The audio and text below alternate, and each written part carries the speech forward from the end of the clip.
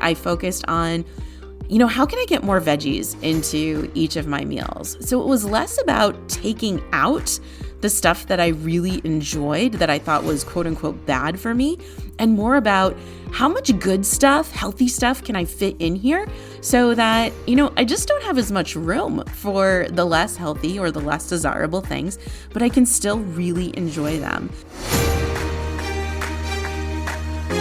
Welcome to the Biking Wellness Podcast. I'm your host, Stacey Smith, and I lost 50 pounds riding my bike by focusing on what my body can do. Now, I teach other women how to do the same. I am obsessed with completely flipping the script on weight loss so that we can work out to feel good and feel strong. If you are ready to stop dieting, learn how to appreciate your body, and have fun riding your bike, you're in the right place. Let's dive in.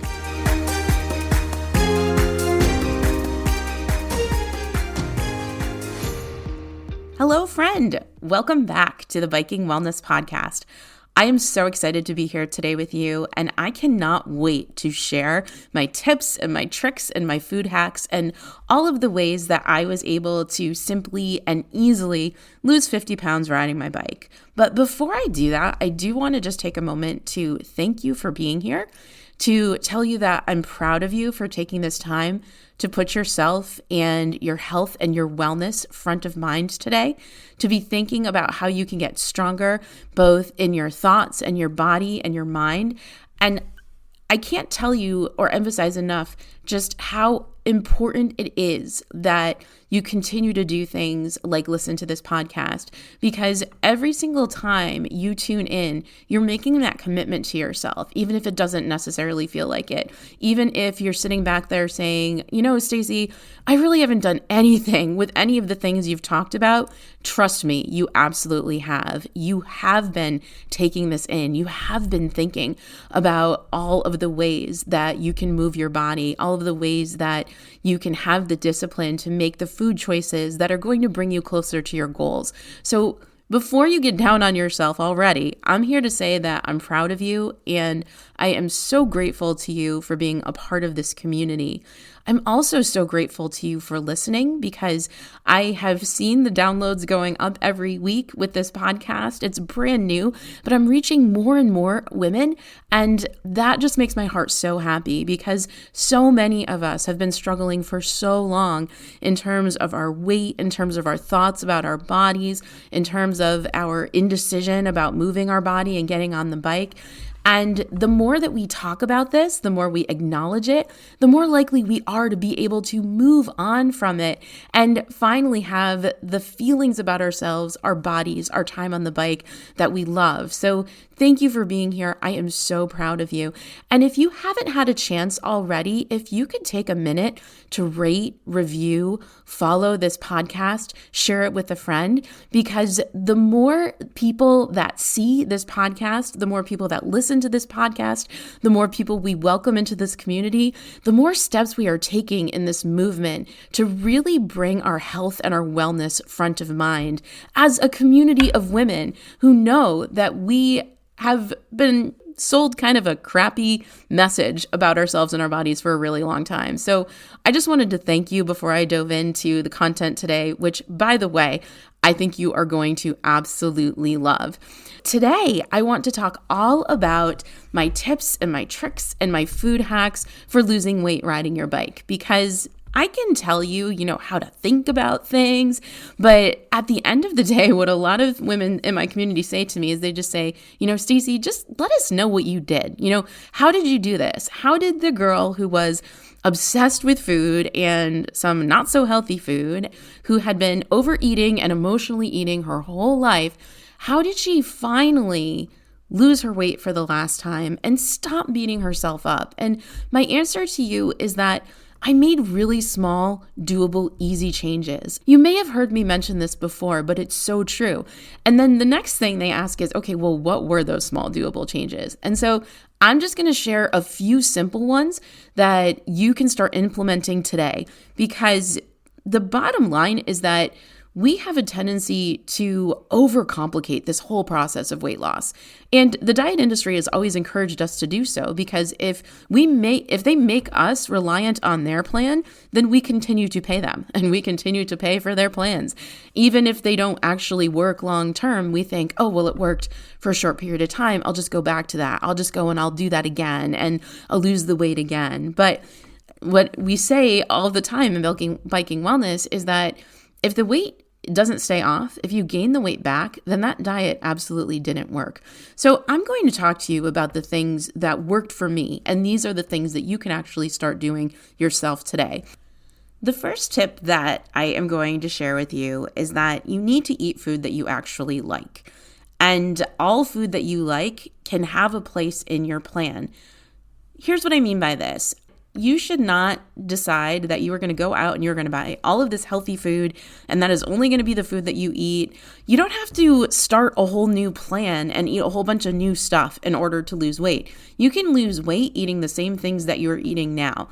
Eat the stuff that you like. So for example, when I first started trying to lose weight, I like to have real half and half and sugar in my tea. Now I drink coffee too, and I like to have real half and half and sugar in my coffee. Over time, what's happened is I've added less sugar, half and half to my coffee and my tea, but I still have real sugar and half in my coffee and tea because I like it, because it tastes good, because there's a place for it in my life and my plan, and I can eat it and consume it and still lose weight. Then the same thing goes for something that you don't like. Like say someone told you that, cottage cheese is so good for you and it has so much protein and it makes them feel so full. Well, I'm telling you right now, I hate cottage cheese. I don't like the look of it. I don't like the smell of it. I don't like the taste of it. I don't like the texture. I like nothing about cottage cheese. If you love it, bless you, eat all the cottage cheese in the world, but I am not eating any kind of cottage cheese anytime soon. So that's not something that I like. I don't care how healthy it is. I think it's vile and I'm not going to eat it. And you'll hear me get a little passionate about foods I don't like from time to time because I have a real visceral reaction to foods that I don't like. I have a really strong gagging reflex. It's gotten me into some trouble and been pretty embarrassing from time to time, I will tell you. But I don't want to eat stuff that I don't like. There's nothing worse than going on this diet plan that's full of food that you don't want to eat.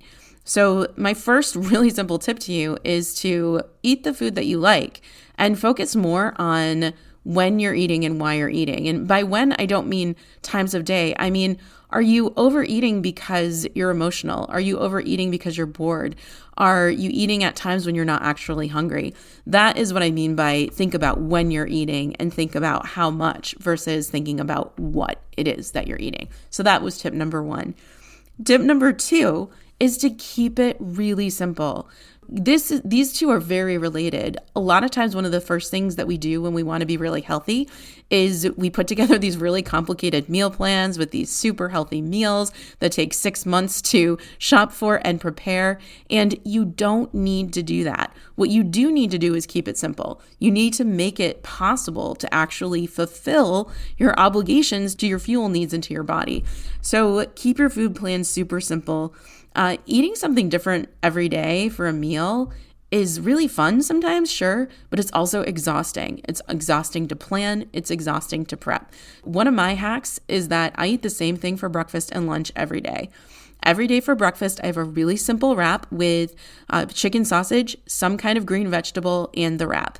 I also will have coffee, and in my coffee, I will put protein powder, and it's just wonderful. It's just delicious. It fulfills my nutritional needs, keeps me going throughout the morning, and it's really easy. So keep it easy, keep it simple. I have some kind of chicken soup for lunch every day. It's delicious and it keeps me going and it makes me feel really good. Oh, and then I have a piece of chocolate after lunch every day because it's really delicious. It probably doesn't fuel my body in any way, but it tastes really, really good. So when we make these very simple plans for ourselves, then we have the ability to execute them because decision fatigue is real, my friend. You can drive yourself into a tizzy and just get completely overwhelmed and give up if you feel like you have to create these really fancy complicated meals for breakfast, lunch, and dinner. I will say for dinner that my family really likes to have variety in dinner. And so I'll put all my meal planning effort into dinner. My family likes to have really good, hearty meals for dinner every night. And I enjoy that too. So that's where all of my energy goes. But I really don't care what I have for breakfast and lunch.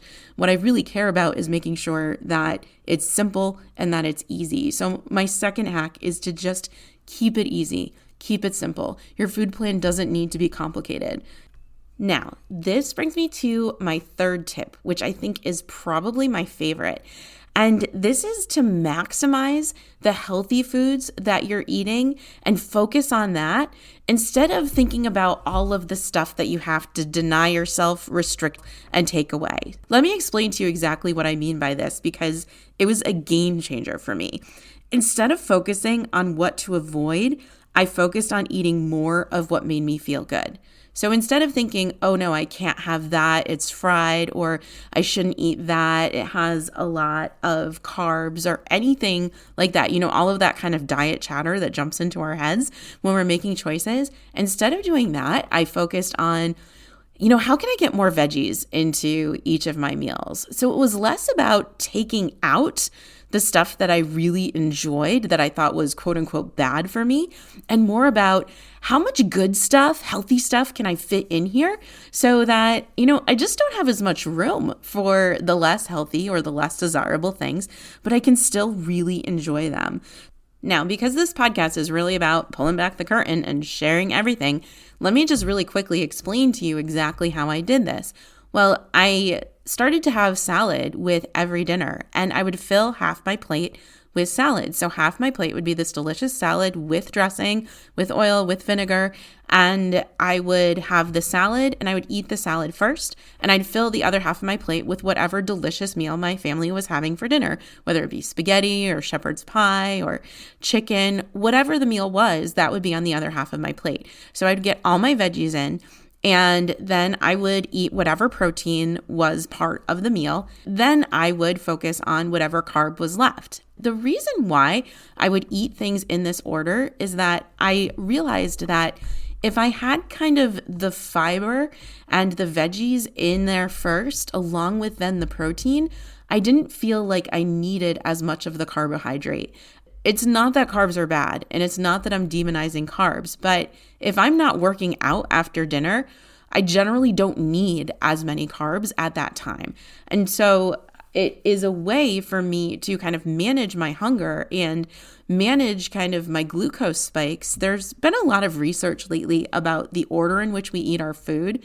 I'm actually going to link an article from UCLA Health that talks about this a little bit in the show notes, but I tried, eating in the orders that were kind of suggested, and I just found that worked and felt really good in my body. It's not about adding all of these rules in, and I don't always do things this way, but what I realized was that if I did have the veggies first and the protein and then the carb, that it felt really good, and I felt full, I felt satisfied. I didn't feel like I needed to eat a whole bunch more. So that's just something that worked really, really well for me. And when you think about it, we've kind of always naturally had salad before dinner, and that's the natural order of things if you go to a restaurant. Turns out, maybe that natural order of things actually makes a whole heck of a lot of sense. At least I've found that it really has for me. So give it a try, see if it works for you. But again, when you're thinking more about how can I get more veggies in, how can I get more complex carbs, how can I get more fruit in, how can I get more of the things that I know are going to feel good in my body and fuel my body properly, then you can still eat the things that maybe don't, that you just enjoy, and then you can just enjoy them. So it's a great way to look at the choices that you're making. So you don't have to eliminate all the things you love. You just had to add in more of the things that make your body feel good. So that was tip number 3. Now, moving on to tip number 4. This one's actually almost a super simple one that we don't think about enough, and that's why I'm bringing it right back in. Tip number 4 is to make sure that you stay hydrated. Make sure that you are drinking water throughout the day. A lot of times when we think that we're hungry, we're actually thirsty. And our body's actually craving hydration, not necessarily craving food. So one thing that I like to do is I like to stay hydrated all day long. I know that sometimes there's a suggestion that you drink like a whole glass of water before a meal. And by all means, if you want to do that, that's fine. To me, it's less about, the order in which we're drinking our water and when, and more about just making sure that we're getting it in. I always, one of my hacks is that I have a glass of water on my nightstand, pint-sized glass of water, 16 ounces of water on my nightstand. The second I wake up in the morning, I drink that glass of water because, we lose some water overnight and such. And this is a great way to get my body going in the right direction with staying hydrated. When we make sure that we have the hydration that we need, we're so much less likely to overeat. We're so much less likely to confuse hunger and thirst. So tip number 4 is such a simple one, but it's so really important, stay hydrated. Then you also kind of get this thought about, you start to think more about what your body actually needs. And this idea of being hydrated really helps you figure that out because it puts you at a place where you can really realize and really make a decision in terms of your hunger, whether you're hungry or whether you're not. So that's tip number 4. Which brings me to tip number 5, which I think is, just so important because I feel like a lot of what I've been talking about up until this point has been focused on making sure that you don't eat too much. And I want to be really, really careful with that because there are women, especially women who are endurance athletes, women who ride bikes, women who run, who do marathons, who do triathlons, who are overweight. Not because they're overeating, but they're overweight because they're undereating or they're not fueling their bodies properly. That's a big one. It's a lot to unpack here, but we're going to make it as simple as possible. Always eat something before you work out, even if it's a walk around the neighborhood. If you're getting up and moving your body for any significant period of time, and for me, that's like anything above 15 to 20 minutes, make sure you've had a little something to eat first.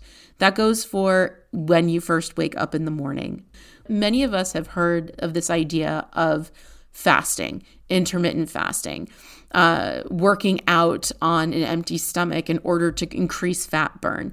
And then there are these litanies of studies that we hear about that say that this is all a great idea. I want to caution you here on so many levels, but just to be really real with you about this particular topic, intermittent fasting may work for sedentary women. It may work for active men, but fasting and working out fasted does not work for active women and active women's bodies, which we all either are or we are aspiring to be.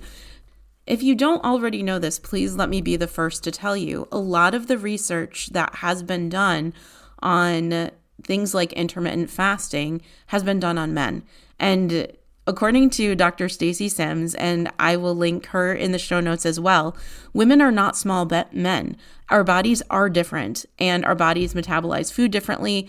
Our bodies have different hormonal components, obviously, and we just don't react in the same way. Our cells don't react in the same way as men. So you have to be really careful about nutrition advice and where it's coming from. And a lot of the bro advice out there is really geared towards men and men's bodies. And when women try to do the same thing, we don't get the same results. So just kind of think about that and keep that in mind. It doesn't have to be a huge amount of food. If your stomach tends to get upset when you work out, if you just had some food, just keep it really small, especially if you're not doing a really hard workout. But the idea is that you want your body to have some food in it before you go on a bike ride. It's just the way that you need to fuel your bodies and keep your bodies from panicking because that's what women's bodies do more or less when they don't have the fuel that they need. What I do is, even if it's just half a banana, I make sure to eat something before every ride. Usually it's peanut butter and crackers or something along those lines. Dr. Stacy Sims on a podcast recently that I listened to mentioned having a protein coffee before her workout. And That isn't going to be enough for me. I can tell you right now, I need a little bit more than that. But you kind of play around with this a little bit and you figure out what works for you. Honestly, this is going to be like a bonus tip. This is going to be hack number 6 is really think about and play around with all of these pieces of advice that I'm giving you and think about which of these really works for you, which makes sense for you. What do you listen to and what did you take away from today and think, oh my gosh, yes, like I can incorporate that. That makes so much sense to me because a lot of what we do with biking and weight loss and health and wellness is trial and error because what works for one person isn't necessarily going to work with something else. And that's why the approach that we take here with the Biking Wellness podcast is so helpful and useful to everyone is that it encourages us to use our brains. It encourages us to think about what works in our body, what kind of movement works for us, what kind of food works for us, what feels good. Reflect on that and do more of what is working.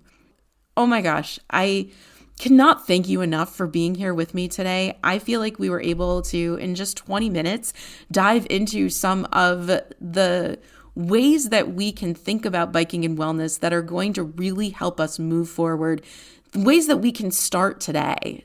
Now, I know it's only been 20 minutes, but it has been 20 minutes. So let's just take a quick moment to recap the 5 tips and the 5 hacks that I shared with you in this episode. Number 1, eat the food that you like. Don't eat food that you don't like. Don't go out and buy a bunch of what you consider to be healthy if you don't actually even like it. So number 1 is make your meal plan out of food you like. Number 2 is keep your food plan really simple. Consider eating the same thing every day for breakfast or lunch, or just having a few options that you rotate out so that you don't get into decision fatigue and give up. So that's number 2. Number 3, maximize the healthy foods that you love. Instead of focusing on all of the quote unquote bad stuff that you have to take out of your diet, focusing on adding good stuff in instead of restricting. How can I get more vegetables into every meal? How can I get more fruit into my meals? Not all of the stuff I'm going to take out. Consider maybe eating, your vegetables first. Consider the order that you eat food to prevent glucose spikes. All of those things can be helpful and useful. Number 4, stay hydrated. Drink more water. Sometimes we think we're hungry and we're actually thirsty, and our body just needs water for everything. So make sure that you drink your water. And then finally, number 5, always eat before you work out. Always eat before you move your body. Please, please, please consider having, half a banana, something small, because women are not small men. Thank you, Stacey Sims. We're not. And we have different fueling needs for moving our bodies. So please make sure that you always eat something before you work out. Well, there you have it. Those are my 5 simple tips, food hacks for how I lost weight, moving my body, riding my bike, 50 pounds. Here's the thing, weight loss doesn't need to be complicated. When we make these small, consistent, doable changes, they lead to big results over time. We don't have to make it hard. In fact, the harder we make it, the more likely it is that we're going to give up. Our brains try to overcomplicate things, but you don't have to listen to your brain. You can say, no brain, I'm going to keep it simple, I'm going to keep it easy, and I'm going to know and trust in myself and my body that these doable changes are going to lead up to big results over time. I'm telling you, honestly, if I can do this, the girl who loves wine, the girl who loves Doritos, the girl who loves food and loves to eat and just wants to eat more and more of it, if I can do this, you can absolutely do it too. You've got this. I believe in you. Thank you so much for tuning in to another episode of Biking Wellness. Please be sure to subscribe, follow the podcast so that you don't miss a single episode. Please just take a moment now to rate it and review it if you haven't done so already. I read each and every single review, and it just is so helpful to have that information, that feedback, and that support. So please, please consider rating and reviewing the podcast. It helps more women like you find it, and that's just amazing. And then finally, please also share this podcast, this episode, with a friend. If it helped you, send it to a friend who needs a little encouragement, who could use a little bit of help on her biking weight loss journey. So thank you so much for being here with me this week. It has been an absolute pleasure to hang out with you. I can't wait to do it again. And until next time, ride on. Thank you so much for joining me for this episode of the Biking Wellness Podcast. Be sure to head on over to sassy.com/guide, SASCY.com/guide, to get my completely free Lose Weight Biking Quick Start Guide so that you can get started with simple, doable weight loss today. That's SASCY.com/guide.